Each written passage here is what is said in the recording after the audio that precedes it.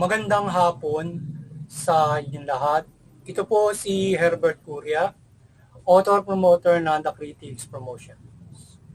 Ang ating konstruktibong kritisismo, opinyon, komentaryo at konsultasyon sa linggong ito. Kakibat ang ating pananalig sa ating banal na Panginoon Diyos, banal na Panginoon sa Kristo, at gabay ng kaliwanagan ni Banal na Santa Maria, ay hinggil sa issue ng ex-President Duterte arrested and bring to ICC. Inaresto nitong nakaraang araw si Pangulong Duterte sa naiya ng CIDGs sa arrest warrant na issue ng ICC na ipinadala sa Interpol at nakipag-coordinate naman ang Pilipinas sa Interpol upang magawa ito. So ito yung tinunghayang topic natin ngayon, yung pagkaka-aresto kay Pangulong Duterte at pagdala sa kanya sa ICC. Ang latest today ay inirap si Pangulong Duterte sa pre-trial sa ICC through video links at ang naging counsel niya ay itong dating executive secretary niya na si dating Secretary Medialdea.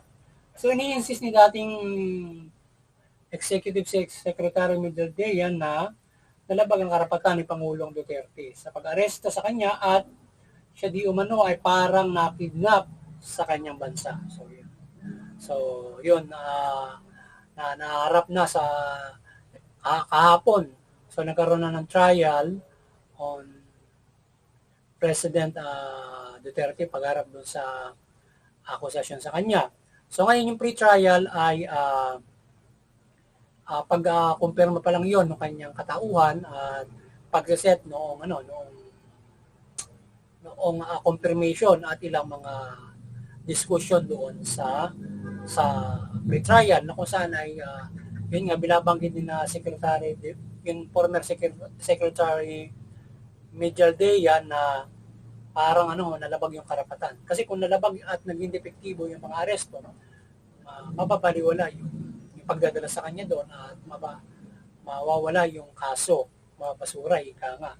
So ngayon ay doon sa naging daloy nung pre-trial ay nag-set ng ng confirmation hearing sa September 23, 2025. So ibig sabihin doon pa lamang magsisimulang i-confirm yung accusation sa kanya para maging siyang akusado at hatulan at litisin sa korte. So ngayon didepensahan din nila yan doon. So yung prosecution at saka yung depensa magpapalitan ng maghihir doon at kung alin ang matibay, so yun ang mangyayari. Kung matibay yung prosecution, may kaso. Kung mahina, so absuelto ang Pangulong Duterte doon pa lamang sa confirmation hearing. Ngayon, kung mayroong lilitisin, so magkakaroon ng trial. So ngayon ay yung Pangulong Duterte pwedeng mag-apply nung interim release, yung pangkasalukuyang paglaya hanggat hindi pa siya nalilitis. Ngayon, maaari kung malilitis na siya, maaari ma-incarcerate siya sa panahon ng paglilitis or pwedeng magpabalik-balik siguro siya sa Netherlands. So ngayon, ay maaaring siya ay pawalan pansamantala hanggang sa bumalik siya sa confirmation hearing na. Yan. So any court process. Yan. Sa pag-aresto sa Pangulong Duterte, medyo intense ito kung saan naturally na-depensa itong mga kampo ni Pangulong Duterte at may mga pagdepensa ng salita at ilang pisikal. Gayunman, itong ating persa bagamat maraming pulis ang umaaresto sa kanya ay hindi naman gumawa ng pisikal sa kampo ni Pangulong Duterte. So yun, medyo naging intense yung arestuhan, siyempre usually ganyan. So yun, naiya na yan, nangyari. Mayroong ibang salitaan, pisikalan. So yun yung nangyari hanggang sa yun nga ma-arrest na siya sa krami and then dinala sa The Hague, Netherlands. So bagamat may issue sa pang-aresto ay inaresto naman ng maayos itong si dating Pangulong Duterte at dinala siya sa krami bago dinala sa The Hague, ICC, Netherlands. So yun. So ngayon, ang The Critics Promotions at yung ating People's Anti-Crime Promotions ay maring sumusuporta sa mabuting pamamahala, patas ng hustisya at karapatang pantao.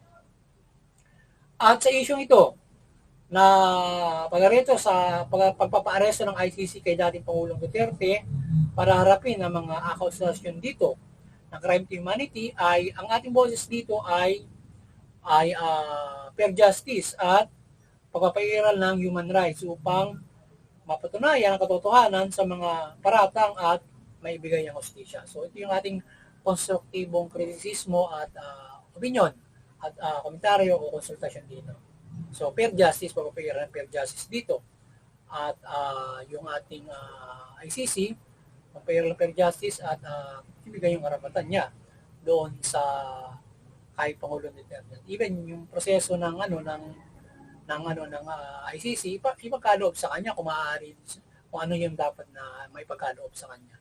Siguro kagaya ng interim release, so maaari siyang mapagbigyan siguro doon habang hindi pa nako-confirm yung at kung ano pang proseso maaari magawa.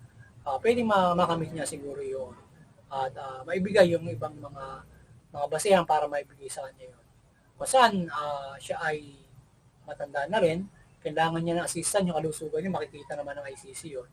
So kung i-incarcerate siya hanggang September 25, so mabigat yun kasi mahirap na pamumuhay sa kanya sa loob yun. Kinakailangan niya assistant kasi yung si Pangulong Duterte medyo ugod-ugod na. Tapos payat na payat siya, mukhang may problema yung kalusugan niya. So ngayon, kahit may findings na okay pa, pero mahina yung katawan niya. Kaya nga sa video link siya pinattended because doon sa biyahe, kaya na-apektuhan siya ng ganon, just because mahina na yung kalusugan. Kasi matanda na rin, 80 na rin siya ngayong buwan na to, March 28. So siguro, bilang karapatan niya, maaaring ibigay. Ngayon, siguro fair naman ito doon sa mga naghahasan pa ng kaso laban sa kanya from the victims ng extrajudicial killings na humahabol sa kanya. So maging fair siguro naman ito dahil nakaset na yung maaaring yung proseso ng o ginagawa naman o tinatrabaho ng ICC yung kanilang trabaho. So pwede mangyari yun kasi yun yung procedure. So ngayon ang ICC ay sagawa nito ang kanyang tungkulin na sa isinampang kaso sa kanya at ito ay mapairal ng patas na proseso sa pagpapairal ng hustisya. So sa issue ng interim release, bago makonfirm ang hearing sa September 20, 2025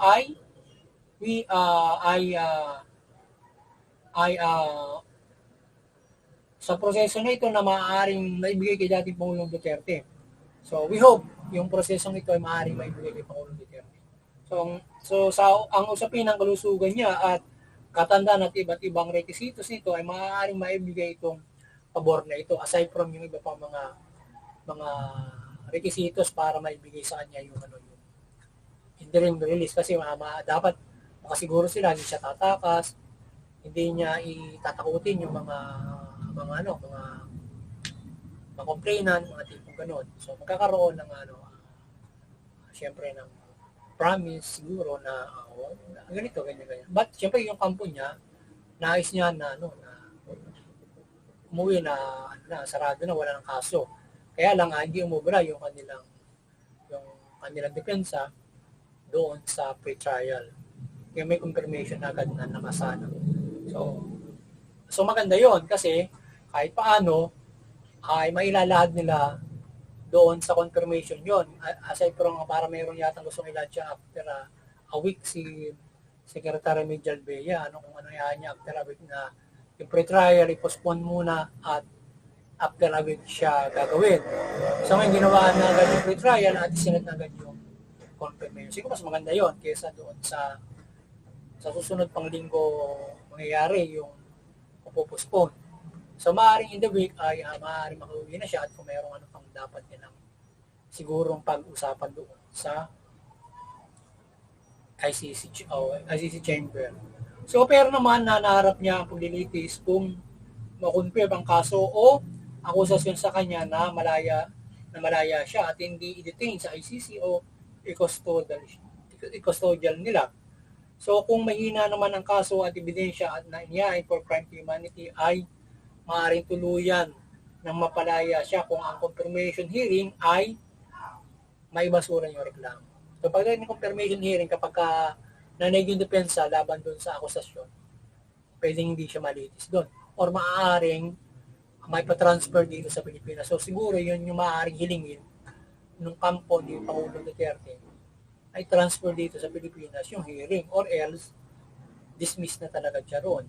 So ngayon, ang mangyayari, yung ating mga complainant, biktima doon sa ating korte, mag-file ng kaso or sa ombudsman laban kay Pangulong Duterte para malitis siya doon sa kanyang bintang sa kanya. But from the ICC, siguro, ay kung mangyayari na gano'n na mangyayari, mawalan sala siya doon, lalo na rito.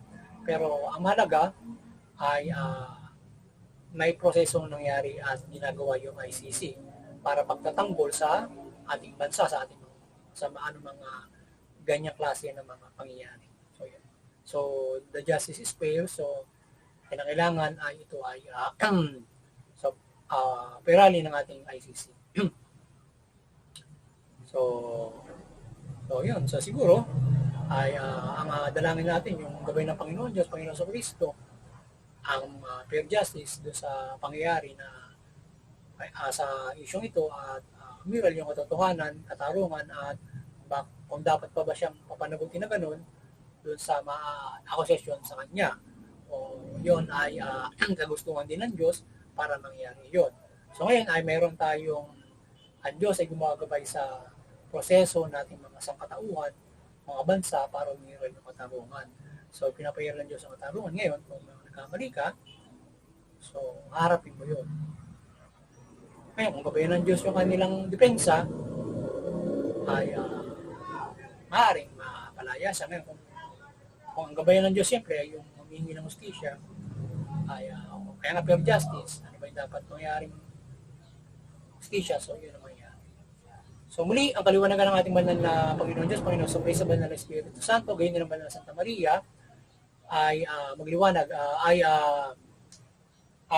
maliwanagan ng ating bansa mula pamahalaan at mga Pilipino yung pamahalaan. Pamahalaan ng mabuti, matuwid, tuwidin yung karapatang pantao. Iwasan yung pang-aabuso, karahasan,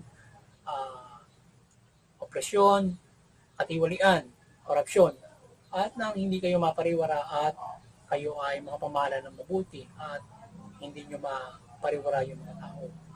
Yung mamamayan, huwag naman labanan yung pamahalaan, huwag lumapag sa batas. Suportahan yung mabuting mamahala, patas na hustisya, karapatang ng tao. Sa gayon, magmumuhay tayo ng mapayapa, maunlad, protektado ng pamahalaan, at isa lang makakapanampalataya tayo. Ito po sa ating banal na Panginoon, Diyos mula Panginoon sa Panginoon, manalay sa Panginoon. Yan.